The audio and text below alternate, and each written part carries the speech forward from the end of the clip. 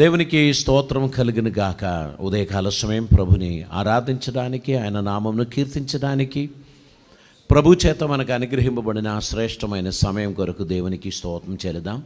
పరలోకమందు మనకు ఒక తండ్రి ఉన్నాడు. అయితే ఈ లోకంలో ఉన్న సమస్త మానవాళిని ఆయనే సృష్టించాడు. అందరూ ఆయనను తండ్రి అని పిలవచ్చా? పిలువలేము. ఎందుకు తెలుసా? ఆయన లోకంలో ఉన్న వారికి అందరికీ తండ్రి కాడు. ఎవరికి తండ్రి? అది ఈరోజు నేను మీతో మాట్లాడబోచున్నాను. లోకంలో ఉన్న సమస్త మానవాళికి ఆయన సృష్టికర్త, అందరినీ సృష్టించినవాడు. అయితే ఎవరికి ఆయన తండ్రి అనేటువంటిది మనం ఈరోజు ధ్యానం చేయబోచున్నాం. మత్తయి సువార్త 7వ అధ్యాయం 21వ వచనంలో ఒక మాట ఇలా ఉంది: నన్ను ప్రభువా ప్రభువా అని పిలుచు ప్రతి వాడును పరలోక రాజ్యంలో ప్రవేశింపడు గాని పరలోకమందున్న నా తండ్రి చిత్త ప్రకారము చేయువాడే ప్రవేశించును. ఇక్కడ పరలోకమందున్న తండ్రిని గురించి యేసు ప్రభు వారు తెలియపరుస్తున్నారు. ఆయన చిత్తం నెరవేర్చు వారందరూ పరలోకములో ప్రవేశిస్తారు. లోకములో పుట్టిన ప్రతి మానవుడు పరలోకములో ప్రవేశింపడు, మరియు నన్ను ప్రభువా ప్రభువా అని పిలిచేవారు కూడా ప్రవేశింపడు. ఎవరు ప్రవేశిస్తారు? పరలోకమందున్న నా తండ్రి చిత్త ప్రకారం చేయువాడే ప్రవేశిస్తాడు. అపోస్తల కార్యం 17వ అధ్యాయం 24 నుంచి కొన్ని వచనాలు మనం చదువుదామండి. జగత్తును అందలి సమస్తమును నిర్మించిన దేవుడు, జగత్తును అందులోనున్న సమస్తమును నిర్మించిన దేవుడు తానే ఆకాశమునకును భూమికిని ప్రభువై ఉన్నందున హస్తకృతములైన ఆలయములో ఆయన నివసింపడు. ఆయన అందరికిని జీవమును ఊపిరిని సమస్తమును దయచేయువాడు గనుక తనకు ఏదైనను కొదువై ఉన్నట్టు మనకు ఏదైనను కొదువై ఉన్నట్లు మనుషుల చేతులలో సేవింపబడువాడు కాడు.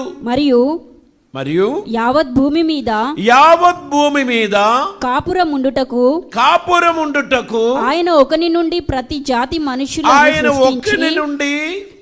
జాతి మనుషులను సృష్టించి వారు ఒకవేళ దేవునిని తలపులాడి కనుగొందురేమో అని తన్ను వెతుకు నిమిత్తము నిర్ణయ కాలమును వారి నివాస స్థలముల యొక్క పొరిమేలను ఏర్పరచాడు.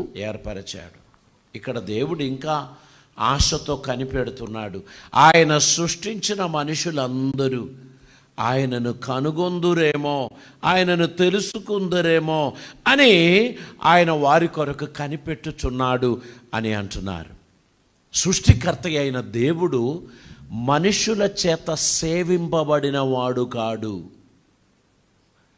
ఆయన ఆదిని కలుగజేసిన వాడు, ఆదికి ముందున్నవాడు ఆయన. అనగా మనం ఆయనను ఏమని పిలుస్తాం? అనాది కాలమందు శాశ్వతముగా నిలిచి ఉండు మన దేవుడు. ఈ దేవుడు సమస్త మానవాళిని సృష్టించాడు. మానవునికి జంతువుకు తేడా ఏంటి?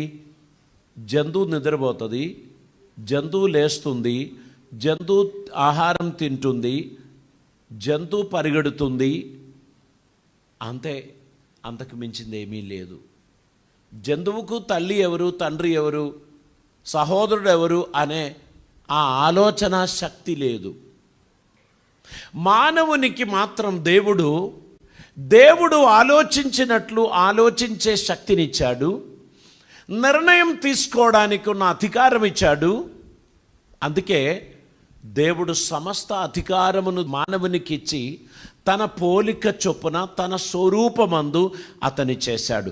మానవుని స్వరూపం, దేవుని స్వరూపం అని చెప్తే ఈ 6 అడుగుల శరీరం అని మీరు అనుకోవద్దు. దేవుని సాదృశ్యం అని చెప్పిన దానిలో ఏమున్నది? దేవుని ఊపిరి, మానవుని నాసికారంధ్రములో మాత్రమే ఊదాడు. జంతువుల నాసికారంధ్రంలో దేవుడు తన శ్వాస ఊదలేదు. కలుగునుగాక అన్నాడు. అవన్నీ కలిగినది. సమస్త జంతువులు కలుగునుగాక, ఆకాశ పక్షులు కలుగునుగాక, సమస్త మత్స్యములు కలుగునుగాక అని చెప్పినప్పుడు అవన్నీ రకరకాలైన మత్స్యాలు, జంతువులు, పక్షులు అన్నీ కలిగింది. కానీ నరుని తన చేతులారా సృష్టించి అతని నాసికారంధ్రములో జీవవాయువు ఊదినప్పుడు నరుడు జీవాత్మ అయ్యను. నరునికి ఆలోచించే శక్తినిచ్చాడు, నిర్ణయం తీసుకోవడానికి ఉన్న అధికారం ఇచ్చాడు. లెఫ్ట్ హ్యాండ్, రైట్ టర్న్ అని దేవుడు చెప్పినప్పుడు మాత్రం మనం తిరిగే వాళ్ళమైతే రోబోట్స్ లాగా అయిపోయే వాళ్ళం. ఏమీ ఫ్రీడమ్ మనకు ఉండేది కాదు. మనం ఏది ఆలోచించడానికి వీల్లేదు, ఏది చేయడానికి వీల్లేదు.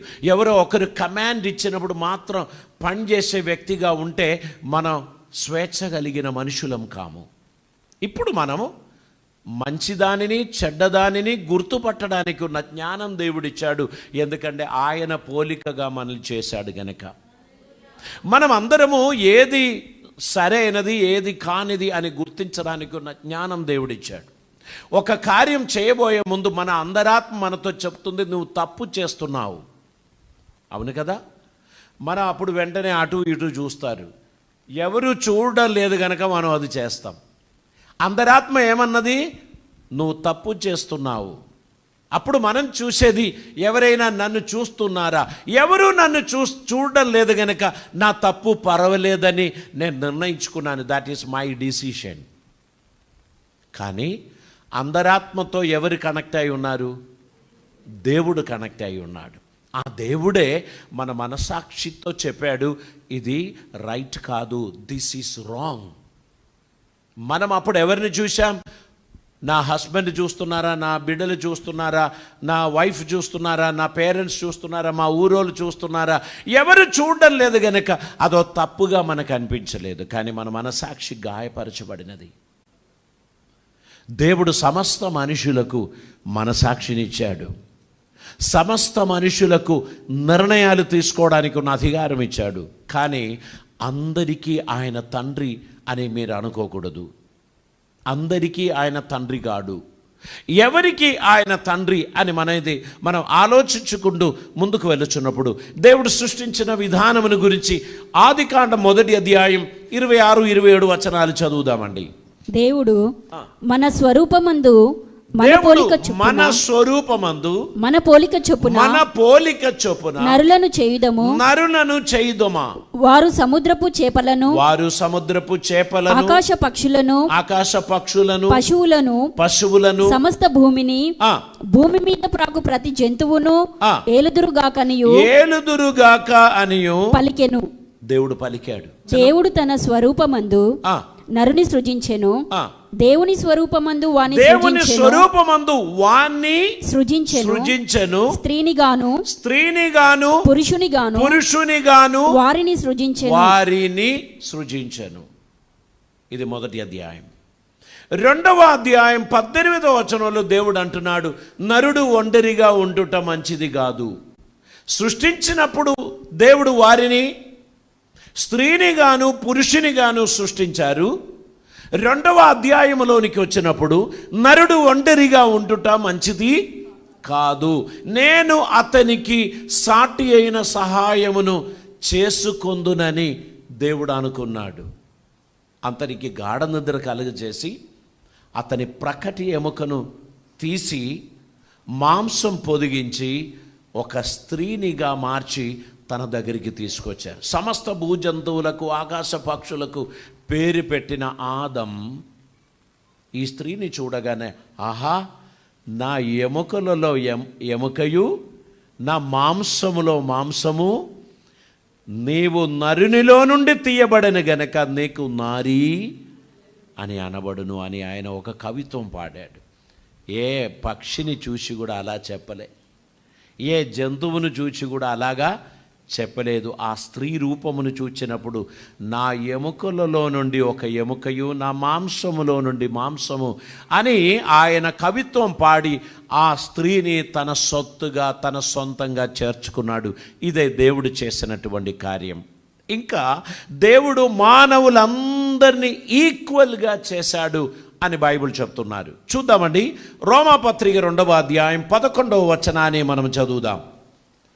రోమాపత్రిక 2వ అధ్యాయం 11వ వచనం. దేవునికి పక్షపాతము లేదు, దేవునికి పక్షపాతం లేదు, ధర్మశాస్త్రము లేక పాపము చేసిన వారికి ధర్మశాస్త్రము లేకయే నశించెదరు. వారు ధర్మశాస్త్రం లేకయే నశించెదరు. ధర్మశాస్త్రము కలిగిన వారై పాపము చేసిన వారందరూ ధర్మశాస్త్రానుసారముగా తీర్పు పొందుదురు. ధర్మశాస్త్రము వినువారు దేవుని దృష్టికి నీతిమంతులు కారు గాని ధర్మశాస్త్రమును అనుసరించి ప్రవర్తించువారే నీతిమంతులుగా ఎంచబడుదురు. దేవుడు అంటున్నాడు, దేవునికి పక్షపాతం లేదు. దేవుడు ఎవరి ముఖం చూడరు.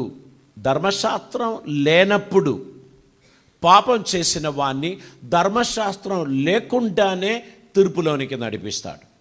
ధర్మశాస్త్రం ఇచ్చిన తర్వాత పాపం చేసిన వానికి ధర్మశాస్త్రానుసారమైన తీర్పును తీరుస్తాడు. ఏ భేదము లేదు, అందరూ సమానం అని దేవుడు అంటున్నాడు. ఇంకా చూద్దామండి, ఎఫెసీయులకు రాసిన పత్రిక 6వ అధ్యాయం 9వ వచనాన్ని మనం చదువుదాం. యజమానులారా మీకును వారికిని యజమానుడైన వాడు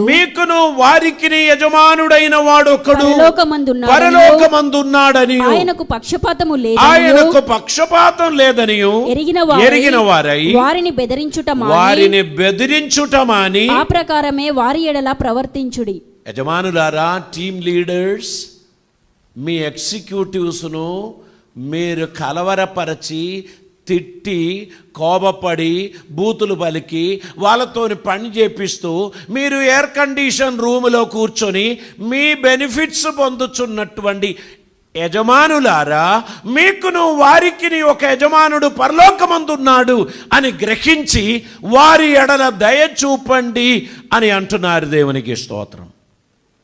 ఇది దేవుడు ఎవరికి చెప్తున్నారు? అందరికీ చెప్తున్నారు. మనం కొందరు చాలా వాక్చాతుర్యం కలిగిన వారు, మాటల చేత మనుషులను బెదిరించి పనులు చేయించి మనం ఎంజాయ్ చేస్తూ ఉంటాం లైఫ్. కానీ దేవుడు చెప్తున్నాడు, ఇదొక టీం వర్క్. మీరు బాస్గా ఉంటే మీ సబార్డినేట్స్ అందరినీ కలుపుకుంటూ ఒక టీం వర్క్ చేయాల్సినటువంటి అవసరత ఉంది. ఒకప్పుడు బ్యాంకులో మీరు వెళితే మేనేజర్, చీఫ్ మేనేజర్ అనేటువంటి ఒక క్యాబిన్ కనిపించేది. ఆ చీఫ్ మేనేజర్ ఎల్లప్పుడూ కూడా ఆ చైర్లో ఉండేవాడు. ఇప్పుడు మీరు బ్యాంకుకు వెళ్ళండి, ఆ చీఫ్ మేనేజర్ క్యాబిన్ ఎల్లప్పుడూ ఖాళీగా ఉంటాయి. కారణం ఏంటంటే ఆ తెలివి కలిగిన మేనేజర్ వచ్చి ఈ స్టాఫ్ మధ్యలో తనకొక చైర్ ఏర్పాటు చేసుకొని వారితో ఇంటరాక్షన్ చేసుకుంటూ ఆ పనులు చేయడం బట్టి ఈ టీం అందరికీ ఒక కొత్త చైతన్యం, కొత్త ఉత్సాహం వచ్చేసింది. ఆ వర్క్ చాలా ఎఫిషియెంట్గా చేస్తున్నారు. ఇది ఎవరు చేస్తారు తెలుసా? ఇప్పటి మోడర్న్ బ్యాంకింగ్ సిస్టమ్ కొనసాగించేవారు. ఆ ఓల్డ్ బ్యాంకింగ్ సిస్టంలో ఉన్నటువంటి మేనేజర్ అక్కడ ఉండి బెల్లు కొడతారు, ట్రెంగ్ ట్రెంగ్. వెంటనే ఒకరు పరిగెడుతూ వస్తారు, ఆయనకి ఏదో కమాండ్ ఇస్తాడు, ఆయన అక్కడి నుంచి అటుపోతాడు ఇటుపోతాడు, ఏదో ఒక పని చేస్తూ ఉంటాడు. అందరినీ బెదిరించి పని చేపించేవాళ్ళు.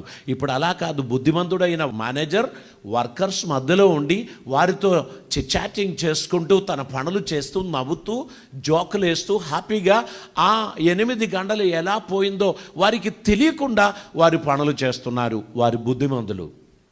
ఇప్పటి కార్పొరేట్ ఆఫీసెస్లో కూడా ఇటువంటి మనుషులు ఉన్నారు.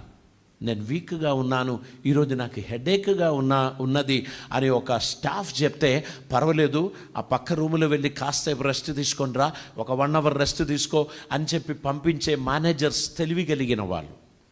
వెంటనే తిట్టి, బుద్ధి లేదు, ఊరికే నీకు తలనొప్పి అని చెప్పి అలా చేస్తే ఆ స్టాఫ్ ఏమైపోతారు తెలుసా? కృంగిపోతారు. ఈ మూర్ఖుడు ట్రాన్స్ఫర్ అయితేనే బాగుండేదని అనుకుంటూ ఉంటారు. ఈ కాలంలో చిరునవ్వుతో పనులు చేయించడం, కలిసి పని చేయడం ఇదొక అద్భుతమైన టీం వర్క్. దేవుడు మనలని సమానంగా చేశాడు. దేవునికి పక్షపాతం లేదు. దేవుడు అందరినీ కూడా ఆదరించడానికి ఇష్టపడుచున్నాడు. 1 పేతురు గ్రంథం 1వ అధ్యాయం దాని 17వ వచనం ఒకసారి చదువుదామండి. 1 పేతురు గ్రంథం 1వ అధ్యాయం 17వ వచనం. పక్షపాతం లేకుండా క్రియలను బట్టి ప్రతివానికి తీర్పు తీర్చువాడు తండ్రి అని మీరు ఆయనను ప్రార్థన చేయుచున్నారు గనుక మీరు పరదేశులై ఉన్నంత కాలము భయముతో గడుపుడి. మన తండ్రి పక్షపాతం లేనివాడు. ఇంకొక ప్రత్యేకత కూడా ఉంది. రోమాపత్రిక 3వ అధ్యాయం 23వ వచనంలో మనం చదువుచున్నాం, ఏ భేదము లేదు, అందరూ పాపము చేసి దేవుడు అనుగ్రహించు మహిమను పొందలేకపోవచ్చున్నారు. ఏ భేదము లేదు, అందరూ పాపము చేసి దేవుడు అనుగ్రహించు మహిమను పొందలేకపోవచ్చున్నారు. కనుక సర్వమానవాళిని ఒకే త్రాసులో దేవుడు కొలుస్తున్నారు, ఒకే కొలమానముతో దేవుడు కొలుస్తున్నారు. దేవుడు అంటున్నారు, అందరూ పాపం చేసి దేవుని కృప పొందలేకపోవచ్చున్నారు అని దేవుడు సర్వమానవాళికి ఈక్వల్ స్టాటస్ ఇచ్చి వారికి అందరికీ రక్షణ పొందడానికి, అందరికీ పాప విముక్తి పొందడానికి ఒక ఆప్షన్ ప్రభు అనుగ్రహించారు. 6వ అధ్యాయం 23వ వచనంలో మనం చదువుచున్నాం రోమాపత్రిక, ఏలయనగా పాపము వలన వచ్చు జీతం మరణము, అయితే దేవుని కృపావరము మన ప్రభువైన క్రీస్తు యేసునందు నిత్య జీవము. చూడండి, అందరూ సమానముగా పాపమునకు బానిసలైపోయారు. దేవుడికి పక్షవాదం ఏం లేదు, వీళ్ళు మా వాళ్ళు, వాళ్ళు మీ వాళ్ళు అని చెప్పడానికి ఏం లేదు. సర్వమానవాళిని సృష్టించిన దేవుడు సర్వమానవాళి కొరకు రక్షణను ఓపెన్ చేశాడు. అందుకోసం ఏం చేశాడు, యేసుక్రీస్తుని ఈ లోకంలోనికి పంపాడు. యోహాను సువార్త 3వ అధ్యాయం 16వ వచనంలో మనం చదువుచున్నాం, దేవుడు లోకమును ఎంతో ప్రేమించను కాగా ఆయన తన అద్వితీయ కుమారునిగా పుట్టిన వాని యందు విశ్వాసముంచు ప్రతివాడును నశింపక నిత్య జీవం పొందినట్లు ఆయనను అనుగ్రహించను. ఎవరికి అనుగ్రహించారు? సర్వలోకానికి అనుగ్రహించారు. ఇక్కడ పక్షపాతం లేదు, దేవునికి పక్షపాతం లేదు. సర్వమానవాళి రక్షింపబడాలని తన ప్రియ కుమారుని ఆయన రుక్తినిగా చేశాడు, పాపముగా చేశాడు, ప్రాయశ్చిత్తముగా చేశాడు. యేసుక్రీస్తునందు విశ్వాసముంచుచున్న సమస్త మానవాళికి తండ్రిని అబ్బా నాయనా అని పిలవడానికి ఉన్న అధికారం దేవుడు అనుగ్రహించాడని చెప్తున్నారు. చూడండి, యేసుక్రీస్తు పరిచర్య చేయుచున్నటువంటి కాలంలో కొందరు ఆయన దగ్గరికి వచ్చినప్పుడు ఆయన సహోదరులు కూడా ఆయన దగ్గరికి వచ్చారు. లూకా సువార్త దాని యొక్క 13వ అధ్యాయం 29వ వచనం చదవండి. మరియు జనులు తూర్పు నుండి పడమట నుండి ఉత్తరము నుండి దక్షిణము నుండి వచ్చు దేవుని రాజ్యమందు కూర్చుందురు. దేవునికి స్తోత్రం. ఇక్కడ ఏమంటున్నారు? దేవునికి పక్షపాతం లేదు. తూర్పు వాళ్ళందరినీ రక్షిద్దాం, పడమటి వారందరినీ రక్షిద్దాం, లేదా ఉత్తర దిక్కున ఉన్న వారిని రక్షిద్దాం అని దేవుడు అనుకోలేదు. ఏమంటున్నారు? మరియు జనులు తూర్పు నుండి పడమటి నుండి ఉత్తరము నుండి దక్షిణము నుండి వచ్చి దేవుని రాజ్యమందు కూర్చుందురు. దేవునికి స్తోత్రం. ఈ ఆప్షన్ అందరికీ దేవుడిచ్చాడు, అందరికీ దేవుడిచ్చాడు. ఇంకా మనం చూసినట్లయితే గలతీ పత్రిక 3వ అధ్యాయం దాని యొక్క 28వ వచనం చదువుదాం.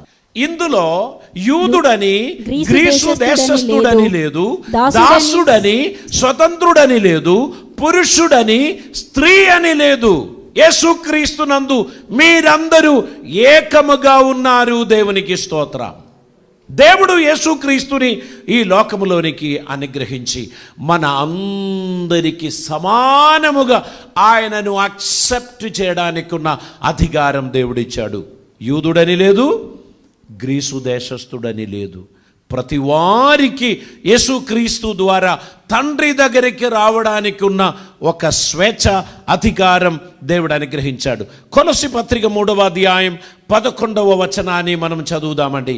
ఇట్టి వారిలో గ్రీసు దేశస్థుడని యూదుడని భేదము లేదు, సున్నతి పొందుటయని సున్నతి పొందకపోవుటయని భేదము లేదు. ఇక్కడ చూడండి, సున్నతి పొందుటయని సున్నతి పొందకపోవుటయని భేదం లేదు. పరదేశి అని సిదియనుడని దాసుడని స్వతంత్రుడని లేదు గాని, ఇక్కడ దాసుడని స్వతంత్రుడని పరదేశి అని సిథియుడని ఏమీ భేదం లేదు గాని క్రీస్తే సర్వమును అందరిలో ఉన్నవాడునై ఉన్నాడు. దేవునికి స్తోత్రం. దేవుని option is open. Anybody can accept the lord. Anybody can come to the heavenly father through Jesus Christ. ఆయన అన్నాడు, నేనే మార్గము, నేనే సత్యము, నేనే జీవము, నా ద్వారా తప్ప ఎవడును తండ్రి యొద్దకు రాలేడు అని ప్రభు చెప్పిన మాట జ్ఞాపకం చేసుకోండి. ఇక్కడ ఈ యేసుక్రీస్తుని సొంతం చేసుకోవడానికి మనం ఏం చెయ్యాలి అని అడిగితే యోహాను సువార్త 1వ అధ్యాయం 12వ వచనంలో ఒక అద్భుతమైన మాట ఉంది. తన్ను ఎందరూ అంగీకరించిరో వారందరికీ అనగా తన నామమందు విశ్వాసముంచిన వారికి దేవుని పిల్లలగుటకు దేవుడు అధికారం ఇచ్చాడు. హల్లెలూయా. ఈ అధికారము దేవుడు ఎవరికి ఇచ్చారు? సర్వమానవాళికి ఇచ్చారు. తన్ను ఎందరూ అంగీకరిస్తారో, Lord I accept you as my personal saviour and Lord. ఇది మీకు లేదు, మాకే. మేము ఉన్నత స్థాయిలో ఉన్న వాళ్ళం, మాకు మాత్రమే ఆ అంగీకారము అని చెప్తే చాలామంది తృణీకరింపబడేవారు. దేవుడు కులమును ఏర్పాటు చేయలేదు, మీరు అందరూ గుర్తుపెట్టుకోండి. దేవుడు మతమును స్థాపించలేదు. మానవుని దేవుడు పుట్టించాడు, మానవునికి ఆయన దేవుడై ఉన్నాడు. గనక ఏ మనిషి అయినా పరలోకపు తండ్రి సన్నిధికి రావడానికి ఒకటే ఆప్షన్, మానవుల పాప పరిహారార్థమై కలువరు సిలువలో ప్రాణం పెట్టిన ఆ ప్రాణనాథుని ద్వారా తండ్రి యొద్దకు వెళ్ళాలి. ఆయన చెప్పాడు, నేనే మార్గము, నేనే సత్యము, నేనే జీవము, నా ద్వారా తప్ప ఎవడును తండ్రి యొద్దకు రాలేడు అని చెప్పినటువంటి వాక్యమును అంగీకరించి యేసుక్రీస్తును సొంతం చేసుకుంటున్న వారు ఆటోమేటిక్గా తండ్రికి బిడ్డలైపోతున్నారు. నన్ను చూచిన వాడు నా తండ్రిని చూచి ఉన్నాడు, నేను నా తండ్రిలోను ఆయన నాలోను ఉన్నాడని ఆయన తెలియపరిచాడు. యేసుక్రీస్తునందు విశ్వాసం ఉంచుచున్న తన బిడ్డలకు పరమ తండ్రితో గొప్ప సహవాసం, శాశ్వతమైన సహవాసం దేవుడు ఏర్పరచుకున్నాడు. ఇప్పుడు మనం ఆయనను తండ్రి అని పిలవడానికి అర్హులమయ్యాం. ఎందుకని? నేను పాపాత్ముని, నా పాపముల నిమిత్తమై యేసుక్రీస్తు ఈ లోకానికి వచ్చాడని, ఆయన మరణించి తిరిగి లేచాడని నేను నమ్ముచున్నాను అని తెలియపరచడం ద్వారా తండ్రి తన కుడి చెయ్యి నా వైపు చాపి, నా కుమారుడా నీవు ఆశీర్వదింపబడిన వాడవు అని చెప్పి నన్ను దగ్గరికి చేర్చుకున్నాడు. ఈ గొప్ప ధన్యత దేవుడు నాకు ఇవ్వటానికి కారకుడు మన మధ్యవర్తి అయిన యేసు ప్రభు ఒక్కడే. దేవుడు ఒక్కడే, దేవునికి మానవునికి మధ్యవర్తి ఒక్కడే. ఇంకా మిగిలినవన్నీ డూప్లికేట్లే. ఏ పేరైనా మీరు చెప్పండి, అవన్నీ డూప్లికేట్లు. అది ఏది కూడా మధ్యవర్తులు గారు. బైబిల్ చెప్తున్నారు, దేవుడు ఒక్కడే, దేవునికి మానవునికి మధ్యవర్తి ఒక్కడే, ఆయన మన ప్రభు అయిన యేసుక్రీస్తు. ఎందుకని? ఆయన 33.5 సంవత్సరాలలో తన విలువైన ప్రాణం మన కోసం అర్పించాడు. తన విలువైన రక్తం మన పాపములను కడిగివేయడానికి ఆయన దారబోశాడు. అటువంటి వారు ఇంకొకరు ఈ ప్రపంచంలో ఎక్కడా లేరు.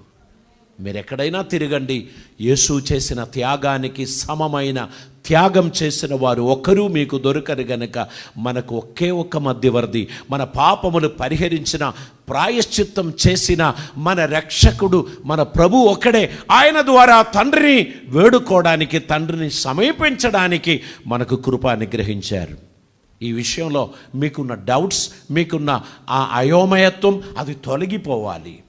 మీరందరూ క్లారిటీగా, ఓహో ఈరోజు నేను ఈ సత్యాన్ని అర్థం చేసుకున్నాను అని అనుకున్నట్లయితే మళ్ళీ నువ్వు పోయి ఆ కాడి క్రింద చిక్కిపోవద్దు. బైబిల్ చెప్తున్నారు, మీరు సత్యం గ్రహింతురు, సత్యం మిమ్మల్ని స్వతంత్రులుగా చేస్తారు. పరిశుద్ధాత్మ వచ్చినప్పుడు ఆయన మిమ్మల్ని సర్వ సత్యములోనికి నడిపిస్తాడు. ఈ సత్యం గ్రహించిన తర్వాత ఇంకా నీ దాస్యమును కాడి క్రింద ఎలా ఉండగలుగుతావు? ఈ సత్యమేనాడు నీ హృదయానికి తేటగా తెలపబడిందో ఆ రోజు నీ హృదయం దేవునికి అంకితం చేయాలి. ఆయన నీ హృదయంలోనికి వచ్చి నిన్ను అద్భుతంగా నడిపించడానికి ఆయన ఇష్టపడుచున్నాడు. దేవునికి స్తోత్రం. ప్రభు సన్నిధిలో సమర్పిద్దాం, తల్లు వంచుదాం, ప్రార్థన చేద్దాం. ప్రభువా, నేను నీ సన్నిధికి వచ్చుచున్నాను, నా జీవితం నీకు అంకితం చేస్తున్నాను. ఇంత మంచి తండ్రి నా కోసం ఉన్నాడని తెలియపరిచినందుకు స్తోత్రం. నీ అడుగుజాడలో నడిచే ధన్యత నాకు దయచేయండి. నిన్ను డిసప్పాయింట్ చేయకుండా, నిరాశపరచకుండా, నీకు ప్రియమైన కుమారునిగా, కుమార్తెగా నడవడానికి నాకు సహాయం చేయండి అని ప్రార్థన చేయండి. పరిశుద్ధుడైన తండ్రి, కృపామయుడా, నీకే వందనాలు. యేసుక్రీస్తు ద్వారా మాకు అనుగ్రహించిన ఈ గొప్ప స్వాతంత్ర్యమును బట్టి నీకు వందనాలు. దత్తపుత్రత్వపు ఆత్మను బట్టి నీకు వందనాలు. మా జీవితంలో నీవు చేసిన అద్భుతమైన మేలుల కొరకై నీకు వందనాలు. మేము నిన్ను స్తుతిస్తూ ఉన్నాం. కరుణించి కాపాడి నీ రాకడ పర్యంతం నమ్మకస్తులుగా మమ్మల్ని నిలబెట్టమని ప్రార్థిస్తున్నాం. కృపలతో నింపమని, అద్భుతములు జరిగించమని, మీ సాక్షులుగా మమ్మల్ని వాడుకొనమని, నీ దీవెన మా జీవితంలో అనుగ్రహించమని యేసయ్య పవిత్ర నామమున అడిగి ప్రార్థిస్తూ ఉంటున్నాం పరమ తండ్రి. ఆమేన్.